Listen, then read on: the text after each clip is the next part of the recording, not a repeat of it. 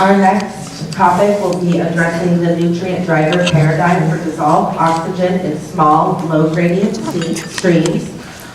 Jeff Strom with Wenck Associates will be presenting. He has worked with Wenck for 6 years as a water resource scientist. His focus is in limnology, water chemistry, and biochemistry. He will be presenting results from DOT and MDLs conducted in Minnesota with the Crow River Organization of Water, funded through the Minnesota Pollution Control Agency.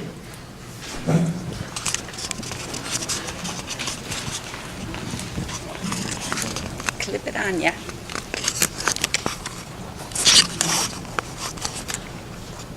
All right. You hear me all right? All right, so the title of my talk today is addressing the nutrient driver paradigm for dissolved oxygen in small, low gradient streams. And as we talked about, a lot of the results and data I'll be presenting today was done through a joint effort with Crow River Organization of Water, Minnesota Pollution Control Agency, and my company, Wenck Associates. So objectives of this talk, we're going to go through the stream dissolved oxygen DO paradigm. I'll present 4 DO TMDL case studies. We'll go through the methodology of those, the DO levels in those each of those case studies, phosphorus levels, look at some of the response variables, and then the modeling results we did for the TMDLs. And we'll wrap it up with some restoration strategies and some conclusions. So kind of the DO paradigm, as I'm calling it, is that DO in streams, this is the common belief through the years here, is that DO in streams is often driven by nutrients. And in Minnesota, the limiting nutrient for algal growth is phosphorus, so we kind of concentrate on that mostly. So if you have high phosphorus levels in streams, that often leads to high algal productivity. And when you have high algal productivity, you get a really high daily DO changes, which we call the DO flux. So you have high DO during photosynthesis during the day, low during respiration at night. So that's the DO flux. Along with the high algal productivity in the streams, you also get when that algae biomass starts settling out or breaking down within the water column. It's an oxygen consumption process, which we call biochemical oxygen demand. So both those factors together, the high DO flux and the high BO-DO levels, often lead to low and stress DO conditions within the stream. Now the Minnesota Pollution Control Agency, over the last several years here, have really been looking at phosphorus levels in Minnesota streams. And what they've done is they've taken several, streams throughout the state of Minnesota and looked at relationships between total phosphorus and chlorophyll A levels, which is the first, is there a pointer? Oh yeah, the first figure up on the top there. And then also they've been looking at like chlorophyll and BOD relationships and several other relationships such as these. And what they've developed is some nutrient standards for the state, so it'll cover all streams in Minnesota. They've split it up into different river regions, so they got north, central, and south river regions. And the standards really focus on nutrients and the phosphorus levels, but they also include standards for stressors such as chlorophyll A, DO flux, and BOD that we kind of talked about there. So a lot of these relationships and these standards in general have been developed for using the large and medium-sized rivers.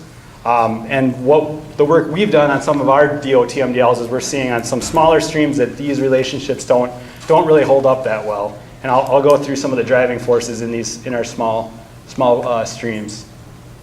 So we're going to look at 4 case studies in the Crow River watershed that we did TMDLs on. And the Crow River watershed is located just about 30 to 80 miles just straight west of the Minneapolis-St. Paul metropolitan area. And the northern part of the Crow River watershed kind of is the North Fork Crow that drains to the North Fork Crow. The southern part of the watershed to the South Fork Crow, and those kind of meet up together here and flow up to the Mississippi River just northwest of Minneapolis. And the 4 streams we'll be kind of looking at, the impaired reaches we'll be looking at today Grove Creek and Jewett Creek out in the western portion of the watershed. Those are near the towns of Litchfield and Grove City, for those of you who may know that area.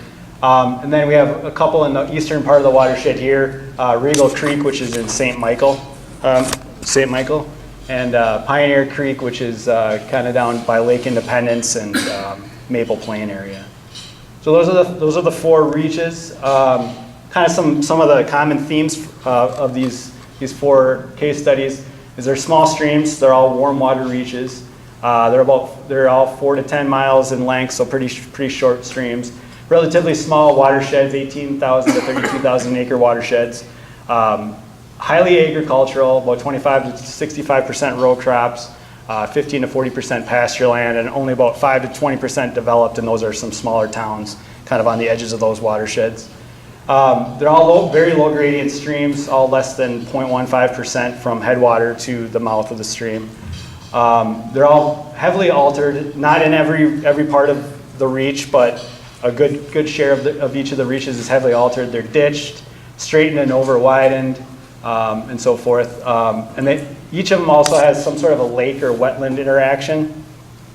So there's 3 of them that have upstream lakes. That'd be Jewett's, Grove, and Pioneer Creek have some sort of an upstream lake as the headwater.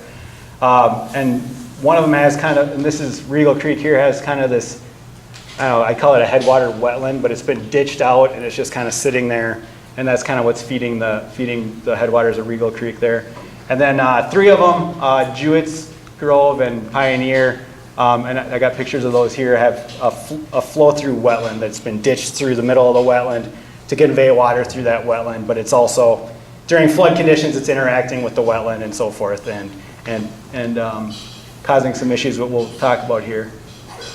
So those are kind of the common themes there. Just to give a really quick overview of the dissolved oxygen balance in streams. Probably many of you already kind of know this, but on the sources and sink side, you have sources, atmospheric inputs, reaeration. If you have a really turbulent stream, you can promote reaeration within the DO from the atmosphere to the stream.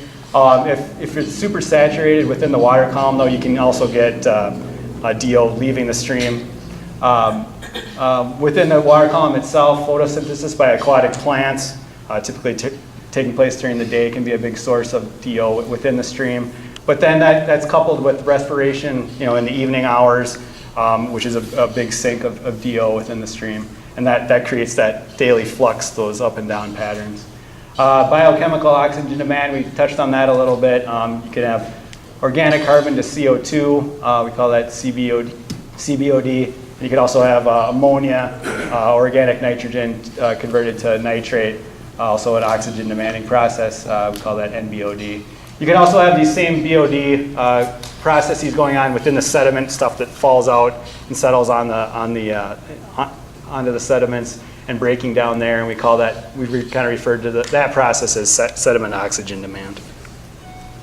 So that's the DO balance. There's a lot of variables and a lot of inputs and sources and sinks, so we really need to know kind of what's going on in each of these streams. So we need to look at a lot of different data sources, a lot of different, all the historic data, we kind of start off there, look through that. But what also we've been doing on each of these TMDLs is conducting a 1 or 2 day synoptic survey during a low flow condition.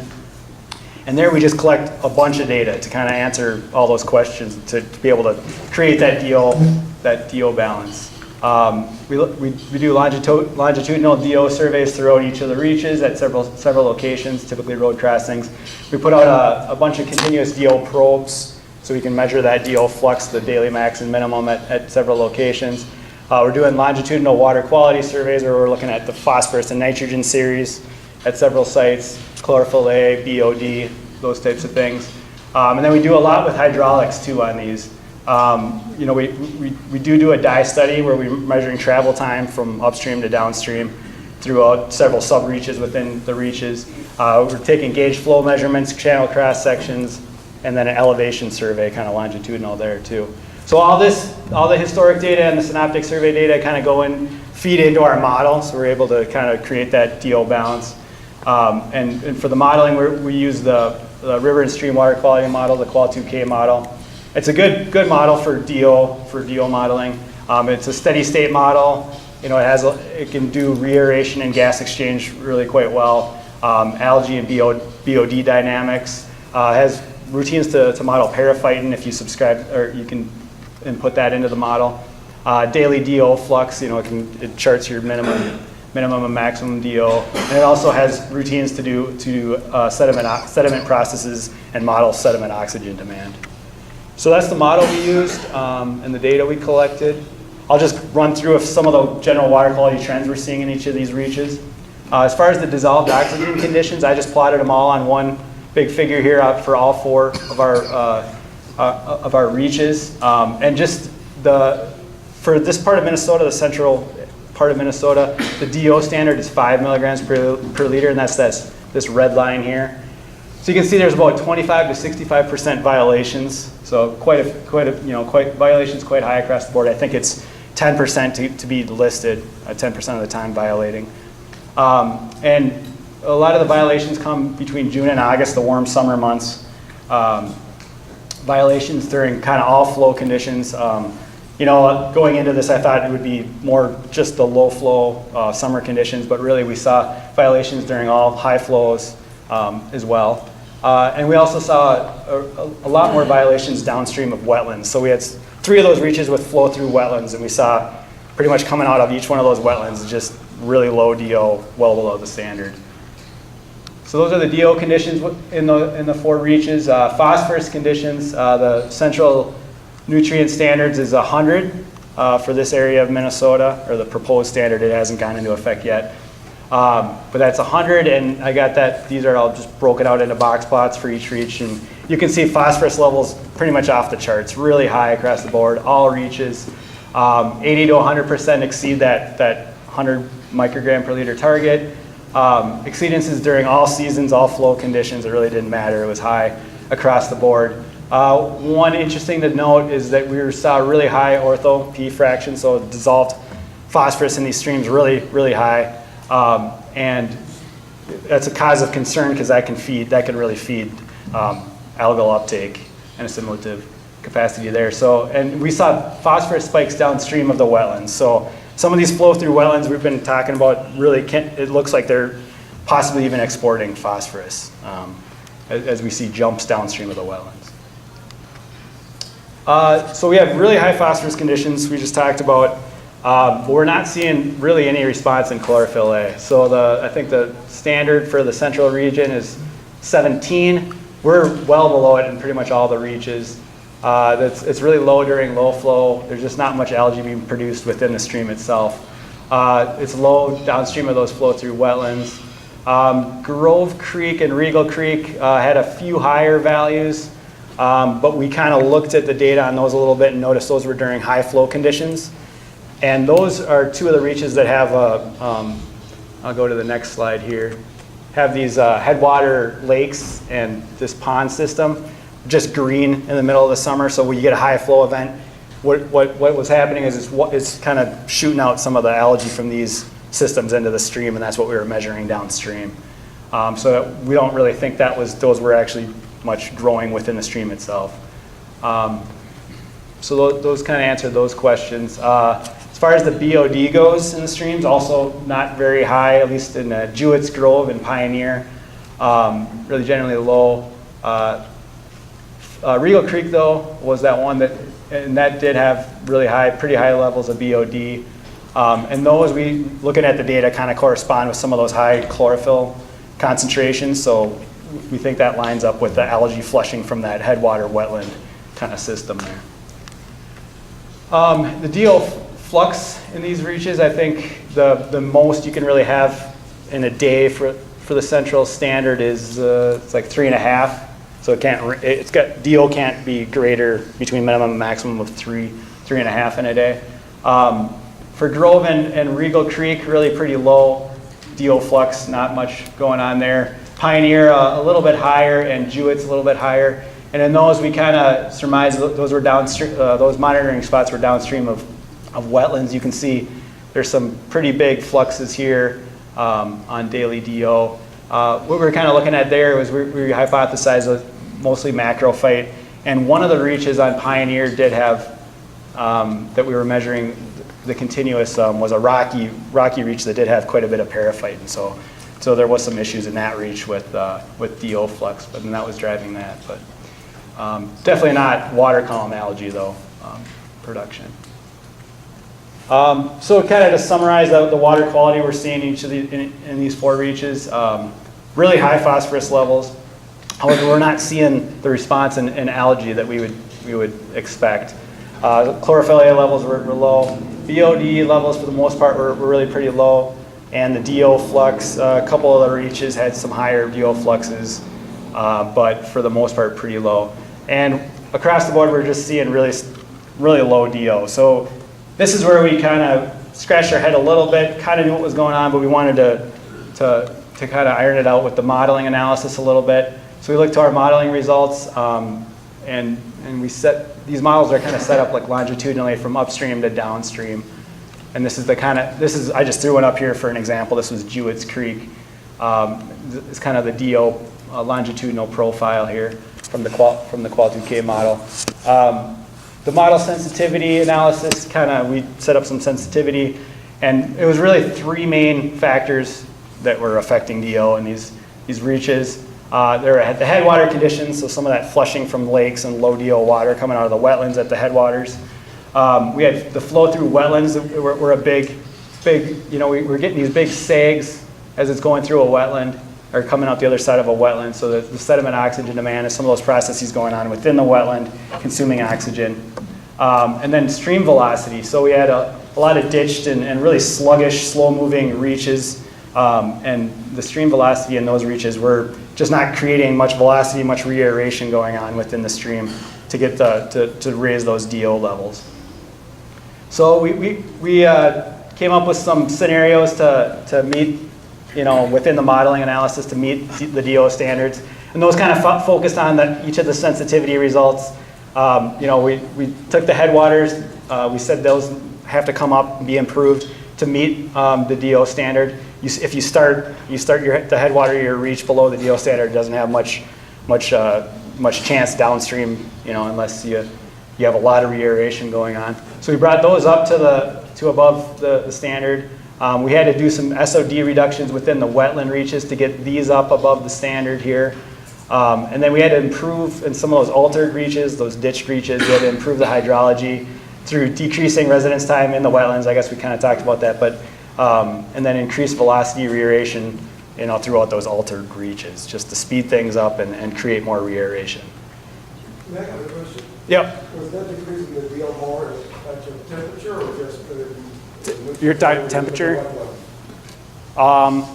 The temperature went up a little bit. We did some sensitivity on the temperature, and it wasn't driving the DO levels as much as there's actually an actual sag where there's consumption going on from the SOD processes in the wetland instead of an oxygen demand there. So kind of to summarize the results of that modeling analysis is the real drivers of DO in small low gradient streams. Just to summarize here, headwater conditions, we had these eutrophic lakes, these high nutrient ponds and wetlands at the headwater conditions. They weren't starting a good start for the reaches. And then we had the flow through wetlands and the wetland sediment oxygen demand going on within those wetlands, creating a lot of problems, and DO sags there. And then channel form, so these ditch straightened and over widened channels, low velocity, low reaeration, and so forth. Let's see. So now we're kind of working with the watershed districts on some approaches to hopefully combat some of these issues. And the restoration approaches we're kind of suggesting now are headwater improvements. So some of these lakes and headwaters just need to be dealt with on a nutrient level.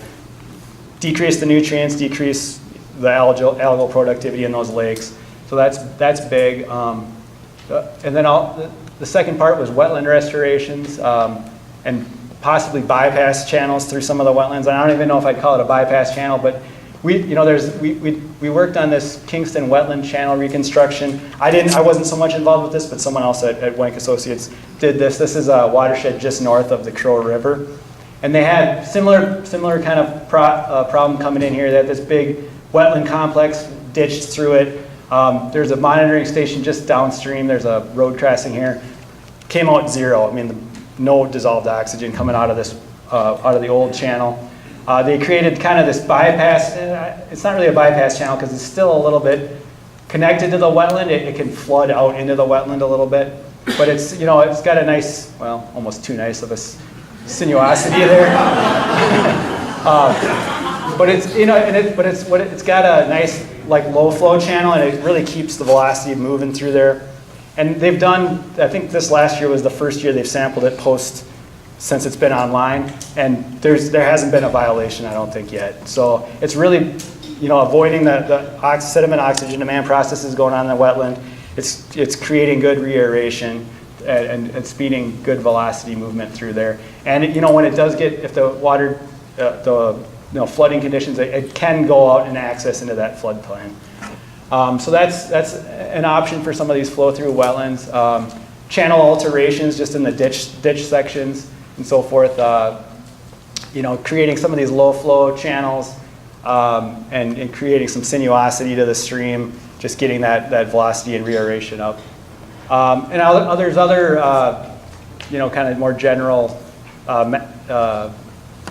things you can put in: aerators, drop structures, rock cascades. Those are a little more maybe on a Band-Aid fix, or maybe they'll help on one little specific spot in the stream. But I'd say we're kind of suggesting to focus most of your efforts on these other restoration options. So to kind of wrap up and conclude here, traditional nutrient deal paradigm doesn't really fit in all cases. We had these 4 case studies in small, low gradient agricultural streams where it was really driven by headwater conditions, wetland, flow through wetlands, sediment oxygen demand going on within the wetlands, and then channel form. So it's really important to kind of, when you're doing TMDLs or DO studies like this, to really understand the drivers, because that's going to really what feeds in and what you have to figure out for your restoration activities. And then one thing I kind of want to leave on a note is that, you know, we talked about phosphorus isn't really driving the DO levels in these streams, but it is still a concern. I mean, we saw the numbers. Phosphorus is off the charts. Really high TP and ortho-P values, high DO flux in a few of the reaches. And so we just got to worry about, we still have to tackle the phosphorus issues because it's loading to downstream resources. There's other lakes these are flowing to in the Crow River, the Crow River itself, Mississippi River, Lake Pepin, and eventually it's all ended up in the Gulf of Mexico. So we really got to still be concerned about the phosphorus in these streams. So, with that, any questions?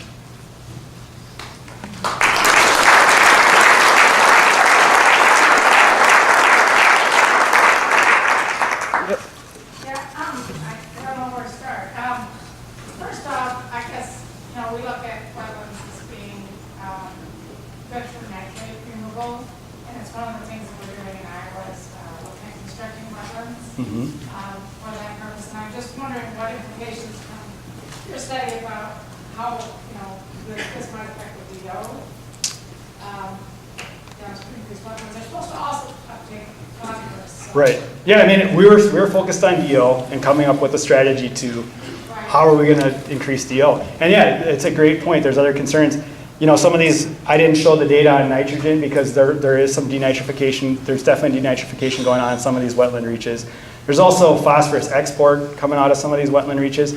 So there's definitely, they're impaired. I mean, the wetlands themselves aren't functioning probably the way they should as a real, so we have to look at that a little bit too. And I'm not like a wetland biologist. I don't know exactly, from a plant standpoint, what you need in there to restore the wetland. But, there's some problems. There's some degradation of those wetlands, definitely. So. Yep. The wetlands that are exporting phosphorus, do you know their relationship with age? Are they constructed wetlands? Are they natural wetlands? Yeah, they're natural, but then they were ditched through most of the wetland channel. So there's the flow spreading out within them a little bit, but it's still a little bit confined into some ditch. There is one of them on Jewett Creek that used to have a wastewater treatment facility upstream of it. So there could be some some legacy effects of phosphorus loading from this wastewater treatment plant way back in the 70s when there really wasn't a cap on phosphorus loading. And that's one of them that's really exporting a lot of phosphorus.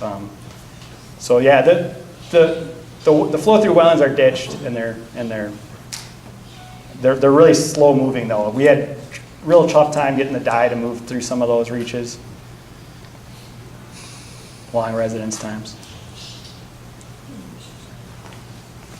Yep.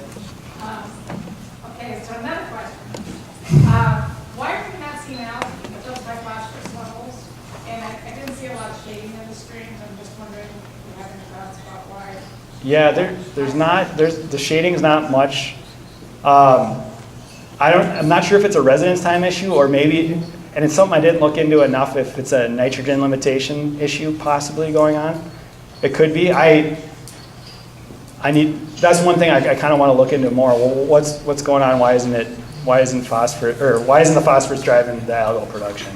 And with the flushing from the lakes, that algae is not surviving. It's settling out pretty quick downstream. Especially during the low, if there's any washing out during the low flow, it's settling out. It's not staying suspended and surviving. So.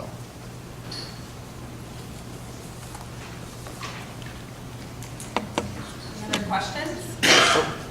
You get one more. On your observation about dissolved oxygen spikes and phosphorus spikes below wetlands, did those tend to be seasonal or were they more random? Yes, yeah, they were definitely higher during the low flow summer conditions, warmer temperatures.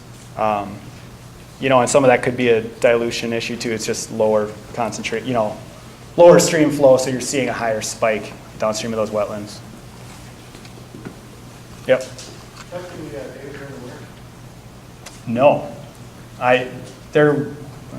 no, we did not collect any. That would be interesting, though, to kind of know that too. You already have a low gradient channel with low velocities, and that's one of the issues with causing problems. I question why make a sinuous channel, especially an extremely sinuous channel, wouldn't it further increase the residence time in the channel? They skinnied and I don't know. I didn't. Well, I'm not an engineer, but the engineer that did work on it, they did make a really, really tight, small, and they were up in here, they were getting into some different, it wasn't the PD soft soil, it was getting a little bit more sandy bottom on the fringe of this wetland a little bit, and they were able to make this kind of real low flow channel, like a real tightened up channel, and they were able to move it really well through there and get it to work. I'm not sure. I'm not totally sure on the engineering behind that channel. So.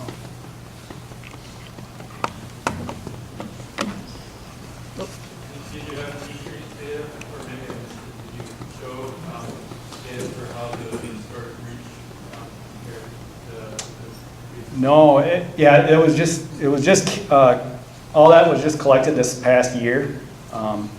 This past summer, and hadn't really had a chance other than to look at it and say, hey, DO's up. We're probably going to sit down this winter and crank out a report on that and kind of make some conclusions, hopefully present it at some conference in the future on the results of that. So.